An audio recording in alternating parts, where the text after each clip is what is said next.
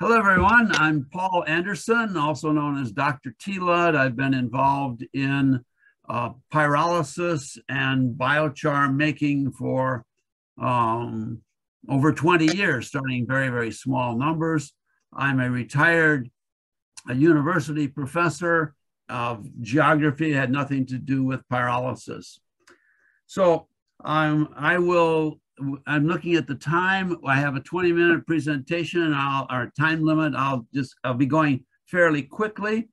These slides are going to be available at my. There's the abstract of what I submitted, and I will be following that, going on with that. And my talk is available, going to be, if it's not there already, it will soon be there at my website, woodgas.com, in the resources section, in the part on biochar production. Also at that website, you'll find my white paper on climate intervention with biochar. This presentation today is a 40-slide deck. So I will be going fairly quickly through the material, and then you can refer back to those views when you, on occasion, or when you need to, for details.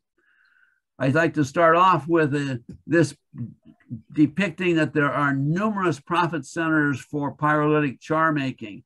Most of us are talking about charcoal products, but the issue of thermal energy, biomass disposal, just getting rid of stuff that we don't want, and then the other benefits that come along with it. You need like 2 of these or 3 of them in order to get a viable financial product. It's not usually just the charcoal that we're dealing with. We are going to deal with limited oxygen being available for the pyrolysis. It is not without oxygen, it's the retorts, and it's not with the much oxygen, which even includes a forest fire and some of these air curtain machines with so much air on it. Our focus is gasifiers, but also on the T-Lud types and then the cavity kilns, which I will be discussing. I have a screen up above here that seems to be occupying part of it. I can't get rid of it.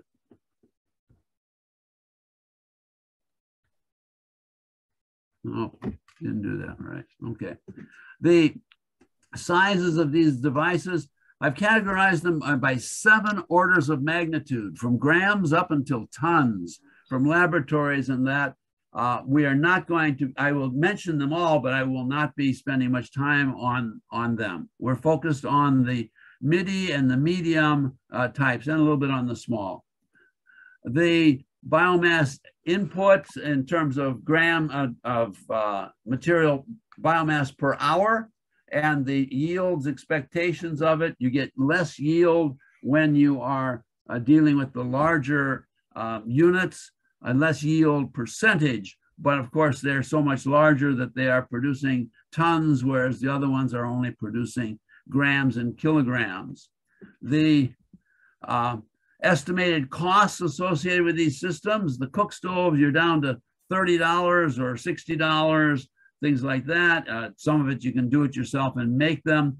On the industrial sites are up into the multi-millions. So everything is in scale into here, and it all relates in. For the most part, I like to work with the stuff which is under $1,000. Well, some of these things I'll talk about could be $20,000, but not in the hundreds of thousands of dollars that we're accustomed to some of the larger rotary kilns, etc. Here's are pictures of the industrial furnaces, rotary kilns, and air curtains. If you're not familiar with them, it's an interesting topic, but not for us today. I worked on the micro level, very small, like a 1 kilogram load of biomass into a T-Lud cook stove. These cook stoves are used for heat. The char is a secondary concern. And just like with the very, very large systems, the char is the secondary issue that seems to be an extra coming off. They're doing for energy, they're doing it for chemicals and other types of purposes. The pictures there are two different types of the one in the middle is with forced air, and the one on the right is natural draft, both of them with TLUD. If anyone in the audience is interested in cooking issues and the poor in their local areas or in any area in the world, please get in touch with me about why these stoves are a very good option. They are really the only cook stoves which are, number one, they meet the requirements for very, very clean emissions. But the other part is they are carbon negative. And you cannot say that about any of the other cook stove types. But when you have many, many of them, you can end up with tons and tons of biochar per day. The barrel size here, the upper right-hand corner, a TLUD barrel, if you are with plenty of maize cobs, corn cobs, and they're dry and stuff, this is a wonderful way, an easy way of doing it. Yes, there's labor involved. No, it is not automated, but a very, very useful way to make lots of char very successfully. If you are trying to do it with wood chips and things which are too dry and not dry enough, and that it becomes problematic. So not necessarily for every type of biomass, but it's certainly something to consider. The retorts become more expensive and probably, well, it depends on where your market is. We have people who are in America and the price tag is very different from their, it is a part of their budget compared to what they have if they are in developing countries. What I am referring to as cavity kilns, okay? Cavity kilns are basically containers or holes where you are not getting any oxygen in at the lower parts of it. The other name for it is flame cap. That's emphasizing that there's a flame on top of it, which is preventing oxygen from getting down into the cavity and getting down to burning. And so it will not, therefore will not burn up your char if you can keep the oxygen out of it. The pit method, there is the troughs, the pyramids, the cone or Kon-Tiki style. The diagram in the upper right depicts how this flame on top is preventing the biomass underneath from burning. The radiant heat coming downward from those flames is sufficient for you to be able to get the pyrolysis. Something to be considered.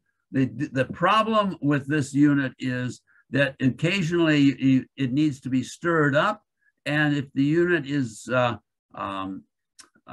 if the unit gets large, it becomes too hot for people to get up close to doing it. So all those pictures are things which are relatively small in size, can be useful, especially if you're trying to clear up waste biomass. The cleanliness of the burn is pretty good, but it's an open top. An alternative to that, which I worked on, was a covered cavity kiln. And this is before I started rotating it. So these were, I had for 5 years worked with this type of a barrel and had the lid. Notice that it has most of the top of the container is closed. This keeps the wind out from the undesirable air, or you can turn it into the wind so that the air comes more forcefully shooting in.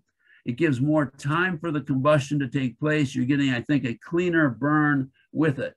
However, this one also, you cannot get too close. If it starts getting larger, you cannot get close enough to it to work with it to cause some of the mixing which is necessary inside. So therefore, in 2019, I developed up a rotatable covered cavity kiln. Some pictures of it in a minute here. This slide you can come back to and read the details on it and the advantages of it. I'm not going to go through that content, but it's there for your reference. We'll see some of these kilns now. These are 4 different sizes. Lower left is a single barrel. Kenya. The next one over is in India, slightly larger, almost 3 feet in diameter. A barrel is 2 feet in diameter. 4 feet in diameter is the guy with the beard turning the crank on it to turn it over so that it can rotate. That gives us the mixing. And the largest unit built is the 6 foot in diameter, and that's here in Illinois. And this, unless you're a basketball player, you can stand up inside of it. Of course, not when there's fire, obviously. So we'll see some of these things in more detail. Go back here. This is the ones in in Kenya and in India. And the shelves for putting the fuel in, it helps with it. This is the California one into there. It can have a hood on it. It has a number of advantages. There's 3 of them that size. One is in California, one in Pennsylvania, and one in South Africa. This one here, and it should, yes, there we go. Give you a little bit of video from it. It is quite clean in relation to what it would be if it was just an open burn that was on it. But I'm not saying that it is perfectly clean in those ways. This is 6 feet in diameter, 7 feet long. We're looking at trying to make something larger, but this relates on the feedstock, the biomass that you have. Okay. So now oops. All right, there we go. A chart that goes through some things, very tentative. If you come back and look at it, I'm not saying that these numbers are all totally all confirmed and stuff. These are projections and what are some of the possibilities. We have taken the barrel size and we have doubled the length, put 2 of them end to end. And this is built in Kenya. To build it in a third world country, this is under $100 for the single barrel. Maybe it is $100 for the double barrel. It has handles on it so that it can be cranked, can be turned using a variety of things. If you're interested in this type of stuff, please do talk with me directly. I can help you out with a number of things and suggestions. At my website, there's some instructions on how to build them. Looking at the end of this picture here, at the end of here, it's like the letter H, okay? And so I call this the H frame, one of the designs for how to hold up this barrel.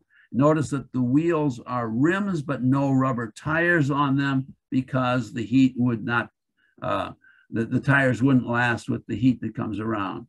Some more in Kenya.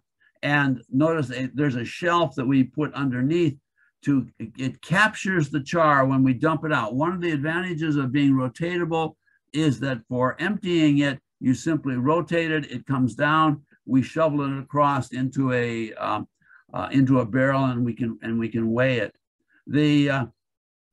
Other design things, first time some of these are being shown. I've been working on alternatives. Here, the ends are freestanding. They are not connected to each other, so we put feet on the bottom of it. A little more flexibility to it, and I'll show you some more elements that go along with these ideas. Actually, here we have it where we could put 2 barrels and over-under on it, and using the lower one to even heat the upper one while it's operating, maybe as a dryer.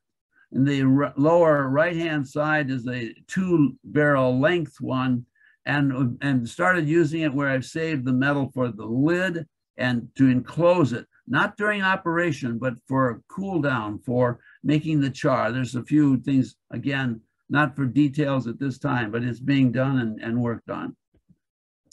This is a set of an end stand that has wheels on it. The lower left, you can see the little pads on the bottom of the yellow legs, and that sits on the ground. But we are able to bring in a wheel unit, and it sits underneath the silver-colored crossbar on there, And now it raises the whole thing up, and it becomes a unit that you can push around in the fields. And even though the tires are rubber, that's no problem. You can take them off, because when you're in operation, you simply lift it up, detach the wheels, move them to the side, and set it down on those feet. So this is not widely implemented yet, something that we're doing. There's new things coming all the time with these rock kilns. Here's a set of the wheels which do not detach. I mean, you can take off the entire end piece and set it down. So things like this are coming along. Excuse me. This is the, this is to be able to keep the kiln in a fixed position. Normally, it will sit with the opening upward because all the weight goes to the bottom, but we want to have it in the position like on the right-hand photo where it's open to the side for loading it.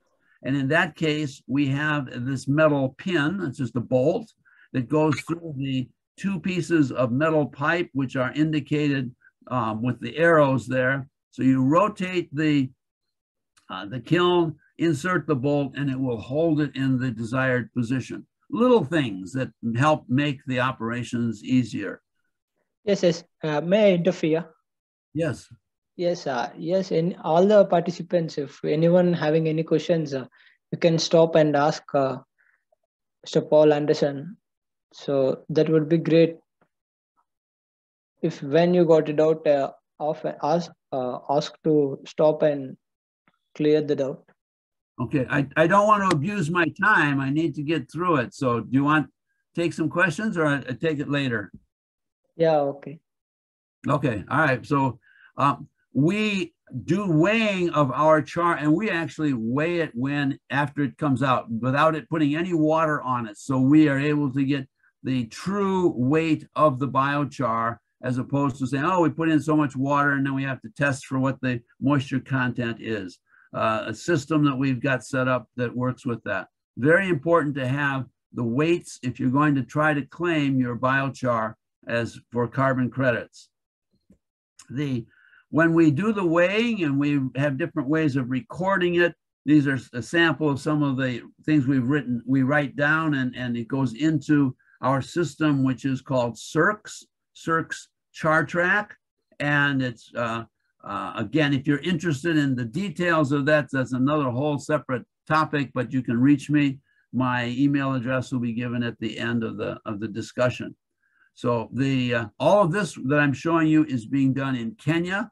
And so we're definitely able to do things without all of the financial resources associated with North America and Europe. The process then, they're taking the biochar and they're mixing it in with manure. And I'm giving you an example here of things which is done in Kenya, and the mixing of it, nothing special except that, yes, it's being done. But we now have test plots, and this is today's presentation. I have my first results to present off of these test plots. The location there and the field type, lower left-hand corner, you see the field before it's been planted. There are the planting holes and the depressions with the biochar that's put into them. One corn seed into each one of those. Many different test plots, and so there's some information about that. And these are the results. So the analyses are not yet complete as of today, and the report only came out I think 3 days ago. But we had 6 plots up there, and it tells you what types of what things were added in with each one, and the results.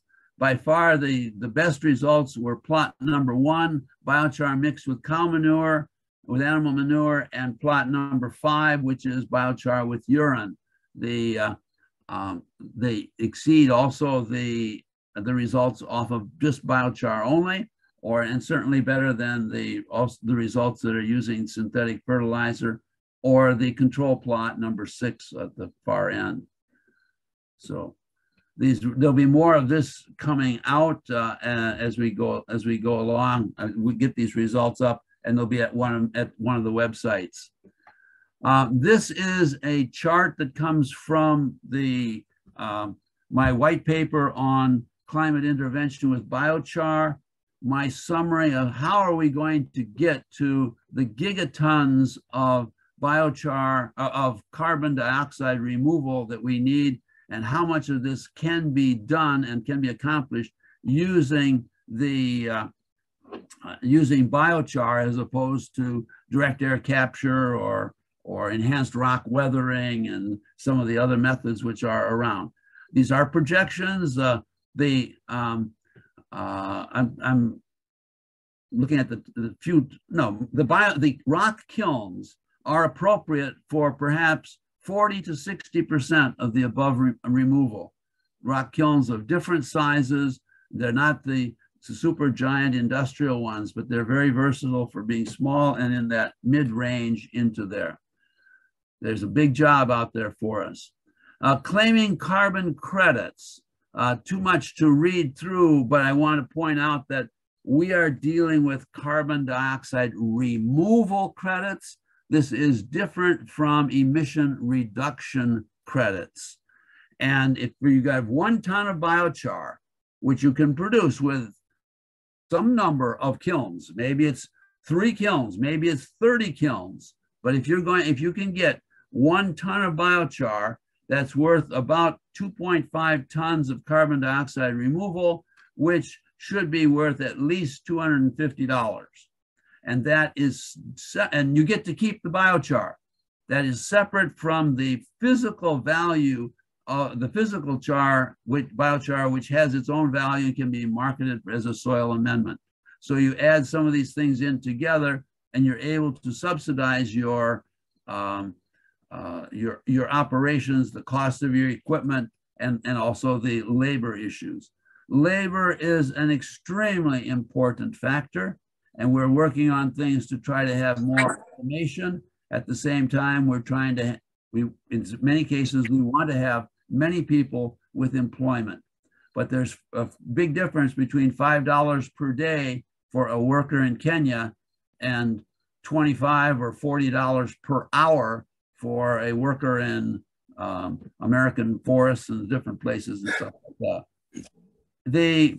Very briefly on our tracking and being able to claim the carbon credits, this is being implemented, okay? It is not fully functional yet, but it has the components, including blockchain in it to be able to do the registry and this, to work with the systems of Puro Earth or Vera, et cetera, gold standard. Another little item with regard to the CERC's char track, again, not to be read, but it's got all the right words in it, like cryptographic hashes or digital fingerprints. If you're into that stuff, please contact me. If you need this, you want to use this type of thing for your own biochar production tracking and using it then to go to claim your credits, please contact me and we can discuss how this could become useful for you also. It's in the cloud. It's used with their smartphones. It brings in the data into the system. A generic slide here pointing out that it is because of biochar that we are able to get long-term sequestration for the carbon dioxide which has been removed by plants. And that's the advantage of it as opposed to all of the others. And it gives us our 500 to thousands of years of permanence. Finishing off, and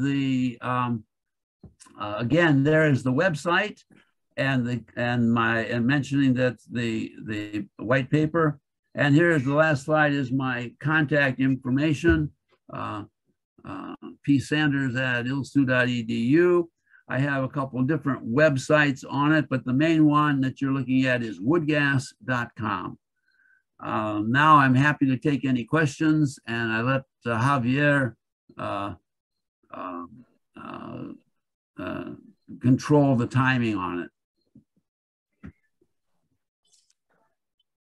Yeah, is there anyone having any questions on Mr. Paul Anderson's presentation?